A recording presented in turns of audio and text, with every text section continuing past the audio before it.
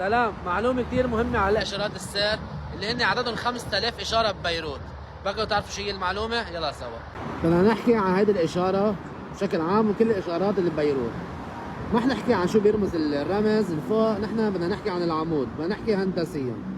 هذا العمود بشو بيتميز؟ بغض النظر عن الرصيف وقد ايه ماكن، بغض النظر عن الحشايش والنباتات اللي طالعين حواليه، نحن بدنا نحكي عن العمود، عن الإشارة. مثل ما شايفين هذه الإشارة بتنقسم قسمين، قسم العلوي وقسم السفلي. وهيدي القسم مربوطين ببلايت منحنية، وهيدا هو الشيء اللي كثير مميز هالعمود.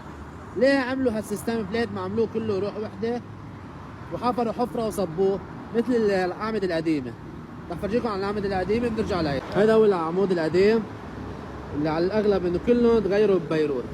العمود القديم مثل ما شايفين من اوله لاخره روح وحده. المميزه هو السلامه العامه. عملوا هيدي الطريقه عشان اذا صار في حادث سياره وخبط بالعمود ما تتأثر السيارة، والعمود يكون فليكسبل مرن، ينحني بسرعة أكبر ما إنه يكون عمود ثابت.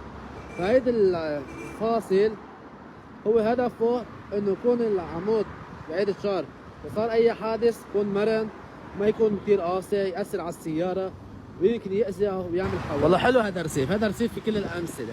فعندنا هيدي الحالة لما عملوا حادث بالعمود الجديد مثل ما شايفين واضح كيف العمود انحنى.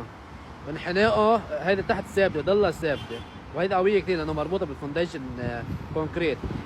لما البارت الفوقاني انحنت مع الحادث، وهيك الضرر على السياره وعلى سلامه الشخص اللي عم يسوق السياره بتكون كثير خفيفه، وبيطلع ضرر بالعمود اللي هو ما قيمته شيء قدام قيمه الارواح.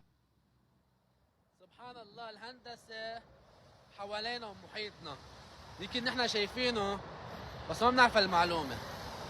حبيت نوركم فيها. تحياتنا.